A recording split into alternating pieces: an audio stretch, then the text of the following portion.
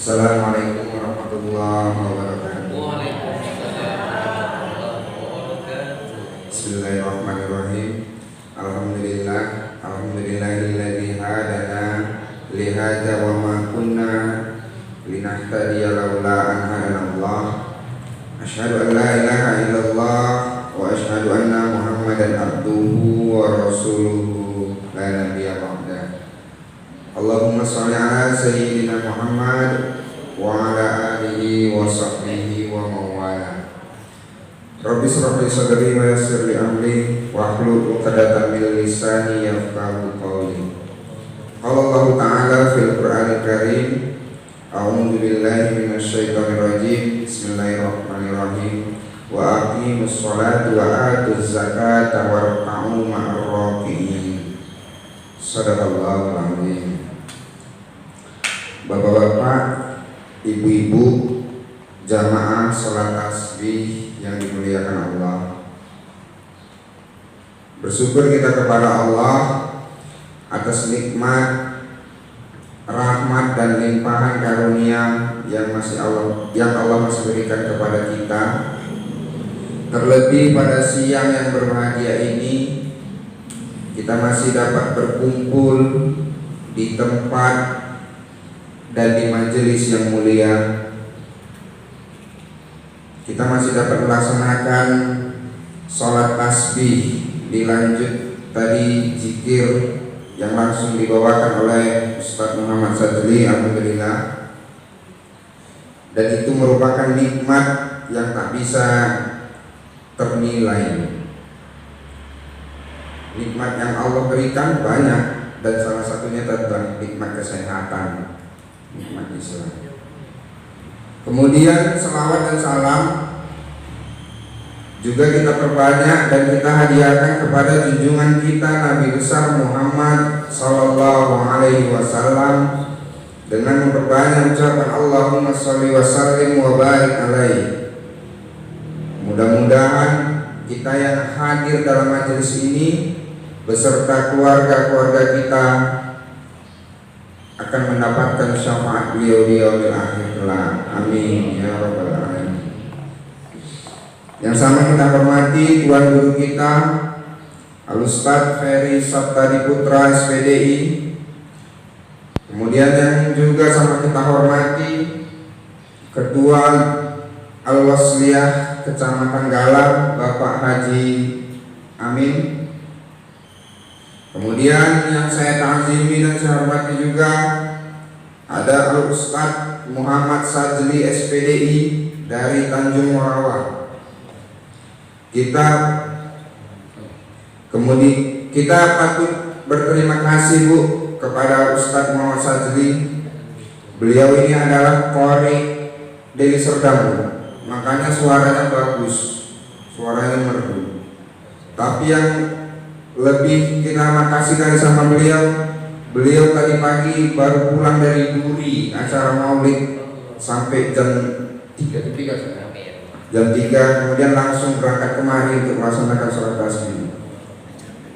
Dan ini acaranya keren-keren lagi Ustaz, tidak ada amplopnya ini. Makanya kita berterima kasih lagi bersama Ustaz Sajli ini. Dalam dimana jadwalnya yang padat masih sempat singgah kemari.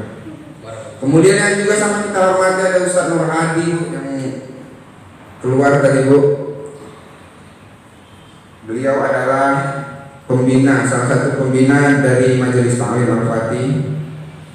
Kemudian yang juga saya hormati rekan-rekan pengurus Majelis Ta'lim Al-Fatih dan ibu-ibu, bapak-bapak, ibu-ibu yang tidak dapat saya sebutkan satu persatu.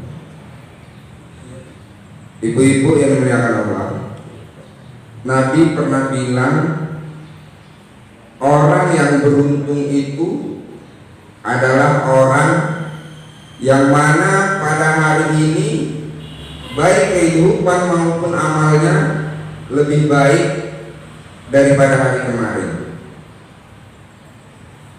Sementara orang yang amalnya lebih atau amalnya yang sama daripada hari kemarin itu adalah orang-orang yang merugi. Dan orang-orang yang kehidupan maupun amalnya lebih buruk dari hari kemarin, kata Nabi, itulah golongan orang-orang yang celaka. Maka kita yang berkumpul di majelis ini, insya Allah mudah-mudahan kita tergolong di dalam golongan orang-orang yang beruntung. Amin Allahumma. Ibu-ibu yang dimuliakan Allah, waktu itu berjalan begitu cepat. Cepat teman ya kan Bu? Padahal kemarin baru hari Senin, ini udah Minggu, besok Senin lagi.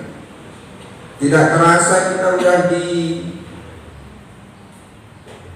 akhir bulan Januari 2021. Oh, sebelumnya saya perkenalkan diri lebih ya Bu, sebelum saya ngomong lebih banyak. Saya Pak Haji, seperti yang tadi bilang tadi Ustaz Ferry, nama saya Egi Ramita Desprasetya. Nggak ada lah nama Ustaz, belum ada kok jumpa nama Ustaz namanya Egi Pak. Kok Ustaz itu kan Muhammad Sajli. Tak rasa kalau tukang sosis banyak Pak. Tapi perlu diketahui Ibu, nama saya Egi asli Egi ya Bu. Karena di luar sana banyak kita tengok merusak pasaran, namanya Legime, manggilnya Egi pula itu Pak. Enggak tersinggung Pak. Kebetulan saya berdinas di Batalion 121 Bu, Jaharum B. Saya udah 10 tahun berdinas di situ. Saya kalau yang pertama berceramah tadi Gusti masih lajang, kalau saya sudah berkeluarga. Anak 1, istri baru 1 juga. Insya Allah mudah-mudahan doakan Bu, dalam waktu dekat saya akan nambah anak, kolak Bu. Jadi ibu yang memuliakan Allah, waktu itu nggak terasa waktu itu berjalan begitu cepat. Tidak terasa kita udah masuk di akhir tahun 2021. Mungkin udah banyak pencapaian ataupun cita-cita yang ibu inginkan dulu yang sudah tercapai. Ibu kepingin kereta baru, udah terbeli. Kepingin beli TV baru, udah terbeli. Kepingin anaknya sarjana, udah lulus. Walaupun nggak kuliahnya dari rumah, ya Bu. Tapi perlu diingat, dari pencapaian yang sudah kita dapatkan di dunia ini, tidak ada satu pun pencapaian yang bisa kita bawa di yaumil akhir nanti di hadapan Allah. Ya kan Pak Haji? Terus apa yang bisa kita bawa untuk menghadap Allah di yaumil akhir kelak? Yang bisa kita bawa hanyalah amal baik kita. Banyak yang bisa kita lakukan, banyak amalan-amalan yang bisa kita lakukan. Ada amalan yang hablum minallah, ya sholat, ya puasa, zakat. Kemudian ada juga amalan yang hablum minannas. Termasuklah berkumpul di majelis ini kita, selain kita mendapat amal yang hablum minallah, kita juga bisa mempererat silaturahim. Bukan silaturahim, nanti dibawa mempererat silaturahim, ikut perwiritan, baik-baik sama tetangga. Itu adalah amalan yang hablum minannas. Maka kata Nabi Bu, ada sebuah hadis yang diriwayatkan oleh seorang sahabat yang bernama Abdullah bin Mas'ud. Jadi suatu ketika Abdullah bin Mas'ud bertanya kepada Nabi, "Ya Rasulullah, ayyul amali ahabbu ilallah?" Amalan apa yang paling dicintai oleh Allah? Apa tuh kira-kira? Kemudian Rasulullah menjawab, As-sholatu ala waqtiha, sholat pada waktunya atau sholat di awal waktu. Sama kayak kerja, Bu, ya kan Pak Haji? Kalau kerja tepat waktu, apel lah awal tentara, apel nggak pernah terlambat, komandan itu sayang, nggak pernah kena tindak. Begitulah kita kepada Allah. Ya bukan berarti sholat yang nggak tepat waktu, sholat di tengah waktu sama di akhir waktu nggak bagus, tapi yang paling dicintai Allah adalah sholat tepat waktu. Kalau mungkin bapak-bapak yang sholatnya di masjid, insya Allah istiqomah lah. Yang payah ini kan mama-mama, ya ibu-ibu, ada halangan itu sholat tepat waktu itu. Nanti zuhur alasan masak, ya kan Bu? Asar ya masak sore, maghrib mandikan anak, tapi alasannya udah besar-besar lagi, nggak ada yang dimandikan lagi. Isya sibuk nonton film apa yang Isya? Al Indonesia wes kalah lagi, kalah. Dikata cinta. Nggak sholat deh, nantilah nunggu iklan tanggung. Udah iklan nggak sholat deh, nantilah penasaran. Nanti Isya kan bisa, memang bisa, waktu Isya itulah yang paling panjang Bu. Tapi alangkah baiknya kalau kita sholat tepat waktu. Makanya di masjid-masjid lain, bukan masjid sini ya Pak Haji, di masjid lain semangat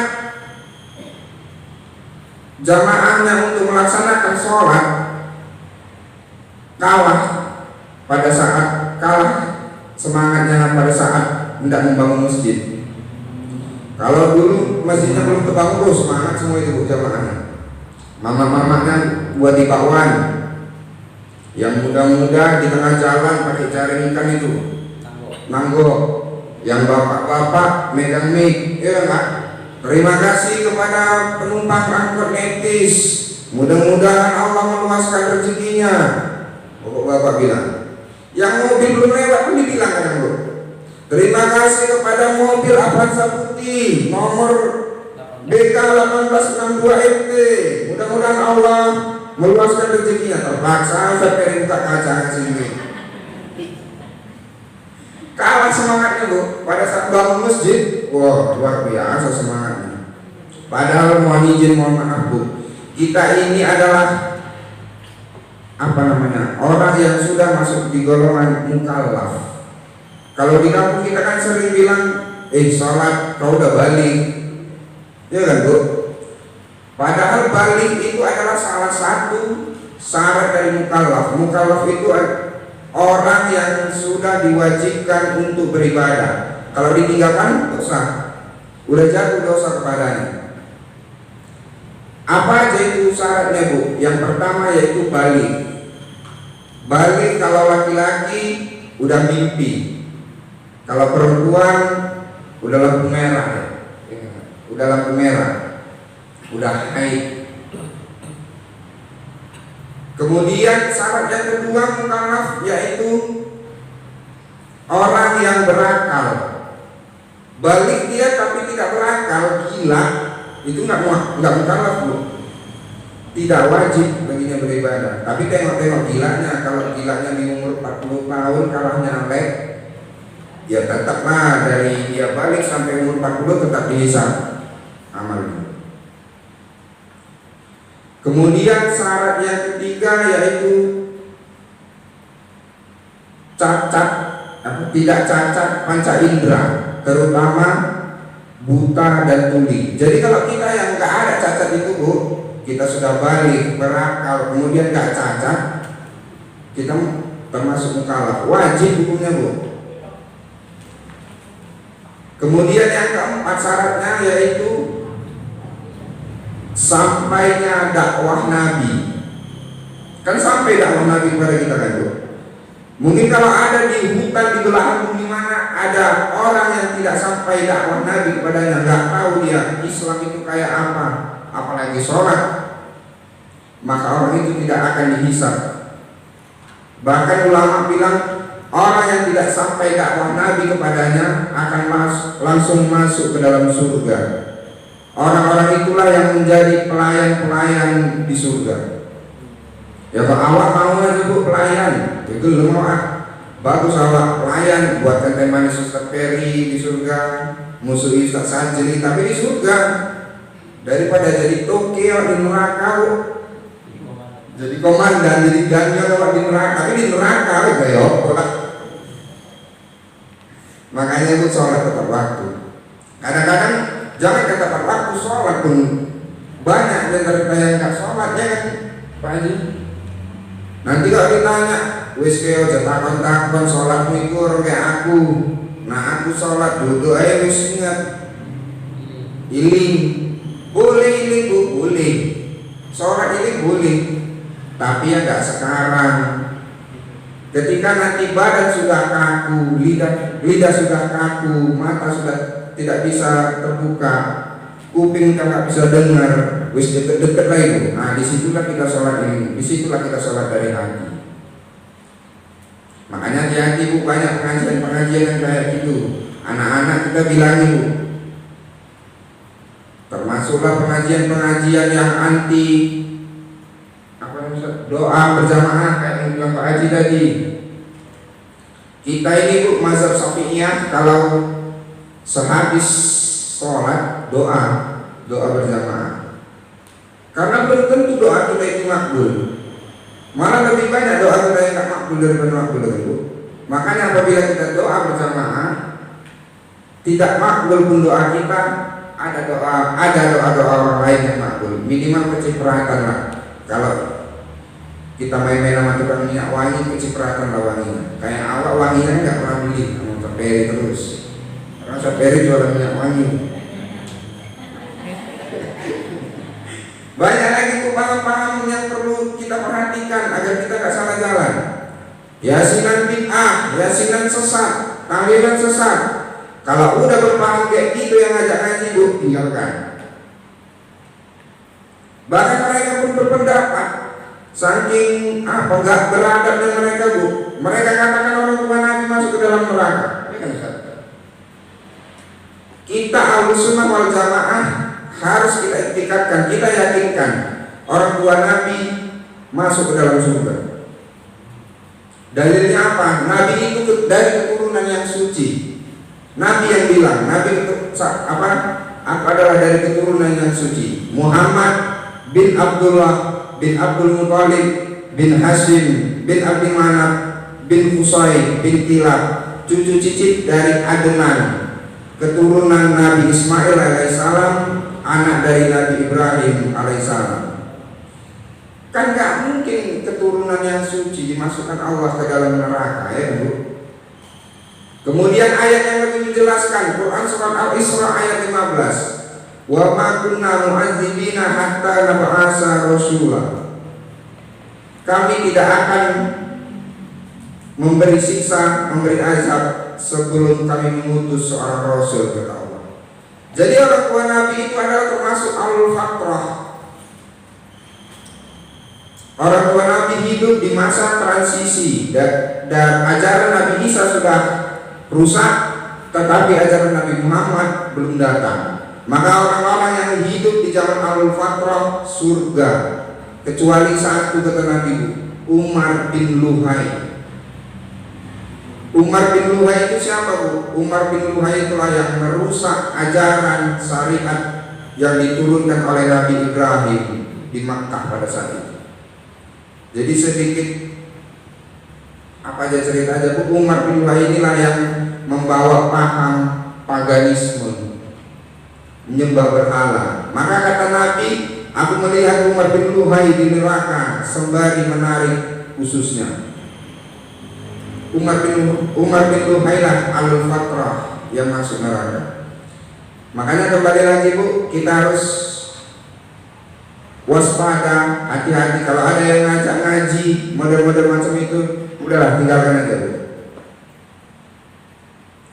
Ibu-ibu yang dimuliakan Allah. Kemudian kembali ke hadis dari Abdullah bin Mas'ud tadi. Kemudian Abdullah bin Mas'ud kembali bertanya kepada Nabi, "Summa ayyun ya Rasul?" Nabi menjawab, "Birrul walidain." Amalan yang paling dicintai oleh Allah yang kedua adalah birrul walidain, berbakti kepada kedua orang tua.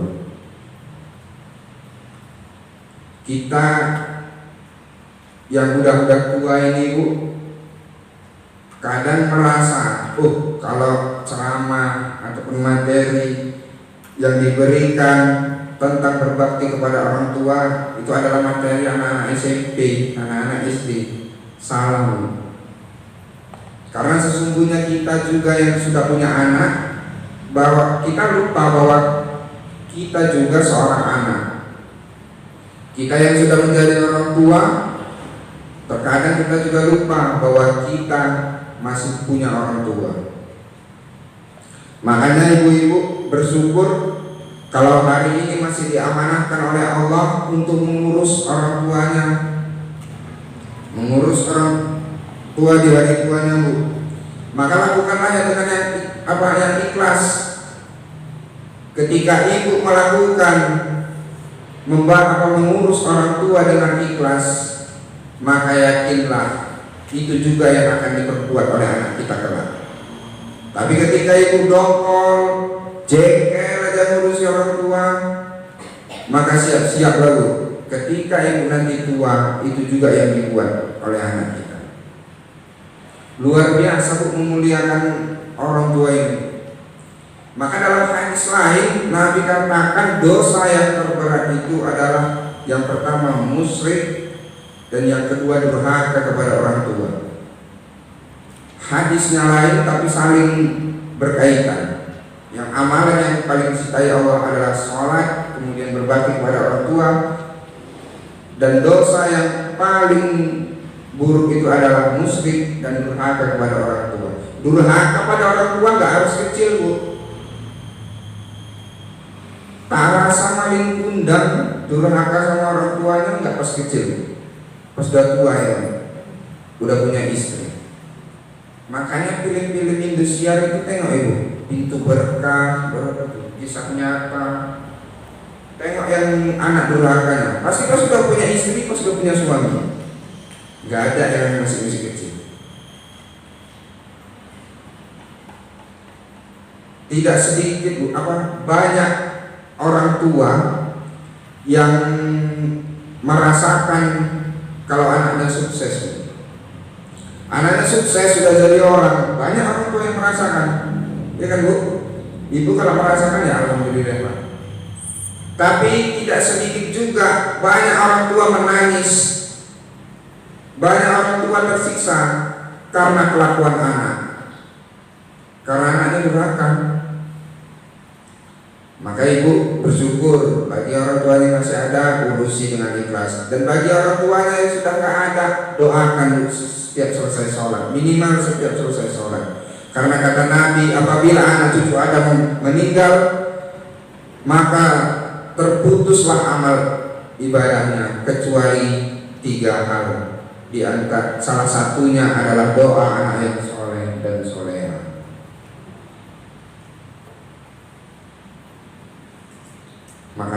Makanya hadis pun ada yang mengatakan Bu, ridho Allah tergantung ridho orang tua. Begitu juga dengan murkanya Allah, tergantung murka orang tua. Ibu punya harta, punya sedikit rezeki berlebih, ada pembangunan masjid, sedekahkan atas nama orang tua kita. Bantu contohnya 20 sak semen, ini Pak, atas nama almarhum orang tua saya. Enggak apa-apa Bu, boleh Ustaz.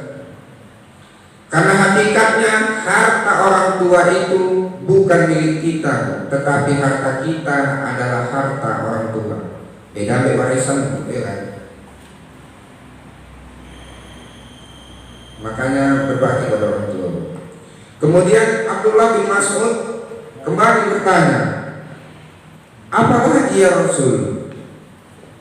Kemudian Rasulullah menjawab, amalan yang paling dicintai Allah Yang ketiga yaitu al-jihadu fi sabilillah, berjihad di jalan Allah.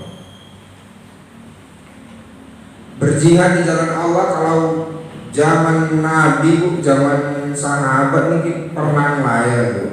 Saiki kan gak ada perang. Awalnya sing ketor gak pernah perang ya kan. Kalau perang, tetapi zaman sekarang jihad itu luas maknanya tuh. Luas maknanya. Bapak pergi kerja mencari rezeki, ikhlas karena Allah untuk keluarga, jihad. Ibu masak di rumah nulis genjer, ikhlas untuk anak sama laki, jihad. Cuman arah jihad modalnya jangan tumis genjer aja bu. Sekali ayam goreng.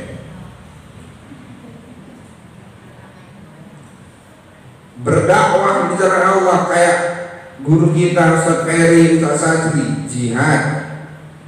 Gak bisa kita dakwah, paling gak kita membantu orang yang menuntut ilmu, orang yang berdakwah. Karena dalam kitab Matla'ul Badrain karya Syekh Daud bin Abdullah dikatakan bu, barang siapa yang membantu majelis ilmu, membantu orang yang menuntut ilmu, walaupun hanya dengan segelas air putih, maka pahalanya sama seperti membangun 70 Ka'bah. Apalagi ibu bantu risol, apalagi buat-buatkan lontong. Seberapa kalau sedekahnya itu? Makanya nanti malam Rabu ditunggulah lontongnya bu. Di kalau suka bu, di majelis taklim Al-Fatihah. Nanti kalau nggak tahu WA aja Ferry biar dijemput pun bisa lah. Kemudian apa lagi bu? Jihad di jalan Allah yang paling gampang, yang paling sangat paling mudah kita lakukan, sedekah. Sedekah bu.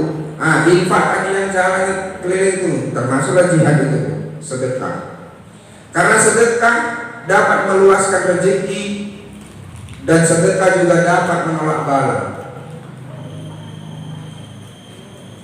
Secara matematika bu, kalau kita bersedekah, duit kita, harta kita akan berkurang, tetapi Allah pasti akan ganti dengan jumlah yang lebih besar.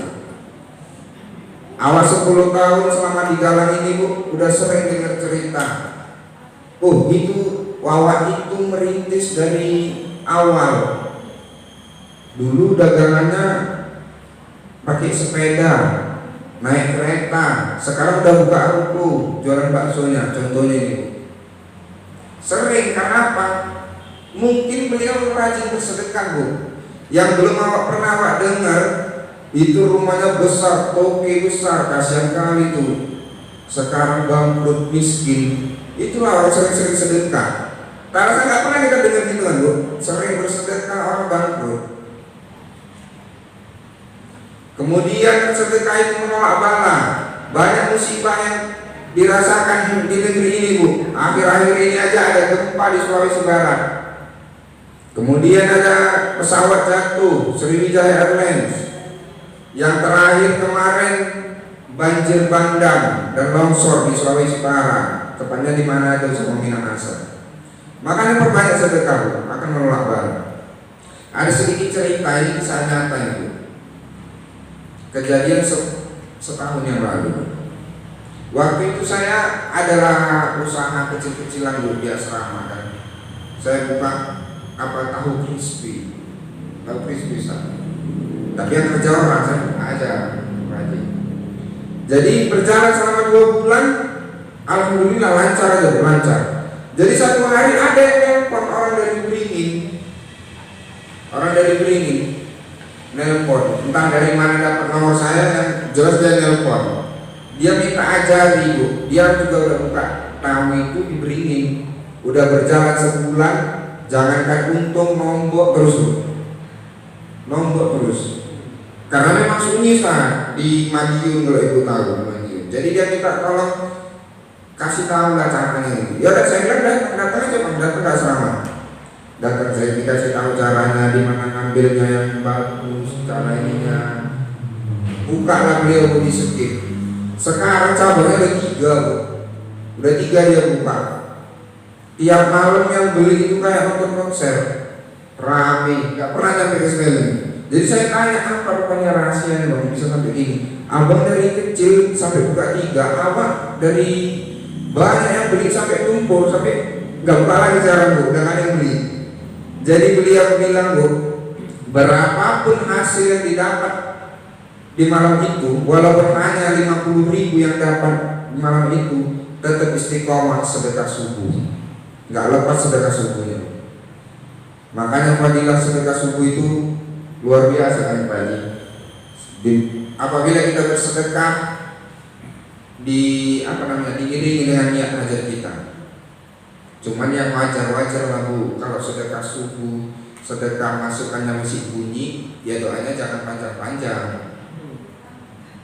Ini masukannya tenteng, doanya sampai 107 ya. Allah boleh ini.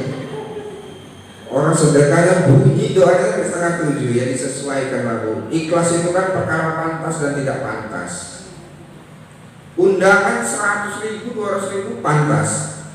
Orang meninggal ya jangan goceng lah Bu. Karena orang meninggal lah yang paling membutuhkan saya rasa Bu. Kalau orang pesta udah banyak persiapannya Bu. Bulan 2 mau pesta, bulan 11 sudah mesen pelaminan, udah booking ya kan Bu. Tapi kalau orang meninggal, hari Minggu meninggal, tak rasa nggak ada yang mempersiapkan hari Kamis itu. Nggak ada petang-petang tikar, masa-masa tenda. Kalau apa Kak? Itu kakangmu suatu-waktu orang meninggal, tak rasa nggak ada ya Bu. Makanya nggak salah nyumbang di pesta 200.000, tapi ya nggak dibesarkan juga lah pada saat takziah orang meninggal. Ini nengok duit birunya pun jarang kalau orang meninggal itu Pak. Sama kayak ibu infak ini sedekah tadi ini Bu, tanpa disadari di dalam tas ibu itu berantem duit-duit yang di dalam itu. Iya, rebutan orang itu mau dimasukkan ke dalam kotak infak. Yang 100 ngomong Bu, hari ini aku ini yang dimasukkan ke kotak infak. Aku gak pernah dimasukkan ke kotak infak, kata yang 100. Masa dibikin untuk bayar jula-jula aja Bu. Yang limpul nyaut Bu, gak usah perasaan kali kau kan cepet ya kan. Masa perasaan kali aku aja gak pernah kok kau pulang, kata yang limpul. Yang 20 nyaut, kau kan bikin beli beras Pul, nggak akan kau itu dicabut, kata yang 20. Yang 10.000 pun nyaut, kau 20.000 masa perasaan kali dicabut-cabut apa dimasukkan ke kotak infak, kau mesti bisa untuk beli pot bunga, katanya. Yang 5.000 nyaut, kau 10.000 mesti bisa beli bensin, tetengan. Terakhir ribut begitu berdebat, yang kecabut apa yang abu-abu, yang 2.000. Makanya jangan pelit-pelit Bu sedekah. Sedekah aja Bu, yang ini aja. Banyak bersedekah akan diganti oleh Allah dengan yang lebih besar. Yang pelit-pelit, awak kenapa ngomong pelit-pelit gini Bu? Karena memang mama-mama yang banyak pelit Bu. Nggak percaya. Luar. Ibu pernah nengok bapak-bapak keliling di pajak beli cabai, nggak cocok, pindah lagi, nggak cocok. Berapa Bang? Selisih 1.000, tahan keliling di pajak itu ibu-ibu. Kan? Coba kok bapak-bapak, nggak kerjaan lah.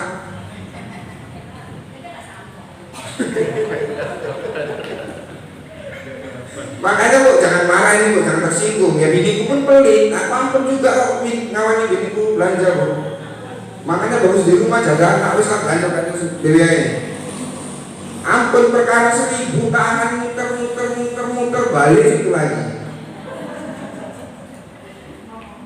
Makanya Bu jangan pelit-pelit, sedekah aja Bu. Agar kita dicintai Allah. Jadi itu tadi ya Bu, apa aja tadi Bu amalan yang paling dicintai Allah? Yang pertama yaitu salat tepat waktu. Kemudian yang kedua birrul walidain, berbakti kepada kedua orang tua. Dan kemudian yang ketiga al-jihad fi sabilillah, berjihad di jalan Allah. Apabila ibu-ibu udah istiqomah, udah istiqomah menjalankannya, maka amalan yang lain akan menyusul, Bu. Yang terbaik aja udah bisa kita lakukan, ya kan, Bu? Apalagi amalan yang lain sembari menyusul. Termasuklah sunnah-sunnah Rasul, sunnah-sunnah Nabi. Sering kita lupa, Bu, di kehidupan sehari-hari banyak sering lupa kita, Bu. Sunnah Nabi itu yang kita kerjakan, ya kan? Nabi kalau tidur nggak lepas wudhu, Bu. Senantiasa wudhu. Ibu-ibu ada yang tidur wudhu? Alhamdulillah. Nabi kalau masuk kamar mandi, masuk kaki kiri, keluar kaki kanan, ya kan, Bu? Banyak sunnah Nabi, Bu. Nabi kalau minum duduk. Nabi kalau minum duduk pakai tangan kanan. Dari ilmu kesehatan Pak Haji baru-baru ini aja dibilang minum duduk itu sehat, ya. Tapi Nabi sudah mengajarkan 1400 tahun yang lalu bahwa minum itu yang baik adalah duduk. Minum pakai tangan kanan, dan minumnya pun nggak boleh sekali tenggak. Harus ada jeda. Kata Nabi, nggak boleh bernapas di dalam bejana. Kalau tidak cangkir baru. Jadi minumnya pelan-pelan. Tak contoh. Ya, sesuai dong. Ibarat cangkir, Bu. Nabi kalau minum sekali-sekali. Kalau kurang tambah lagi, Bu. Kurang lagi tambah lagi. Yo wis wae lah. Awal langsung minum kan nggak cocok. Jadi itu, Bu, amalkan sunnah-sunnah Nabi. Amalan yang 3 tadi sudah dikerjakan, menyusullah amalan-amalan berikutnya. Istiqomahkan ya, Bu, ya. Itu aja lah, Bu, mungkin udah 45 menit, mungkin kepanjangan lah ceramah ini, ya kan. Mungkin nanti ada sedikit tambahan dari Ustaz Sajli, nanti kita dengar sama-sama sembari menunggu sholat zuhur, ya, Bu. Insya Allah berkah pertemuan ini, Bu. Mudah-mudahan semua kita mendapatkan rahmat oleh Allah Subhanahu Wa Taala. Itu saja yang dapat saya sampaikan. Saya mohon maaf apabila masih terdapat banyak kekurangan. Pada Allah saya mohon ampun. Nasrun minallah wa fatun qarib wa basyiril mu'minin. Assalamualaikum warahmatullahi wabarakatuh. Ingin umroh aman dan terpercaya? Mari bergabung ke Darul Umroh. PT Darul Umroh Al-Haramain adalah travel penyelenggara ibadah umroh. Berdiri sejak tahun 2007. Telah memberangkatkan ribuan jamaah dan memiliki banyak cabang di seluruh Indonesia. Labbaik Allahumma labbaik, labbaik la syarika laka labbaik, innal hamda wan ni'mata laka wal mulk la syarika lak. Kantor pusat PT Darul Umroh Al-Haramain beralamat di Jalan Karya Jaya nomor 75D Medan Johor, Provinsi Sumatera Utara. PT Darul Umroh Al-Haramain memiliki berbagai paket umroh, di antaranya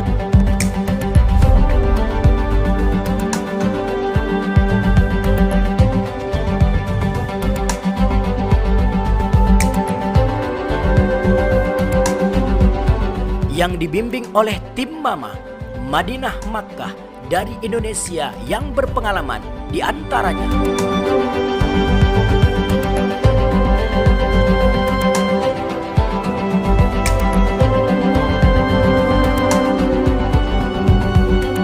Darul Umroh, travel umroh terbesar dan terpercaya di Pulau Sumatera.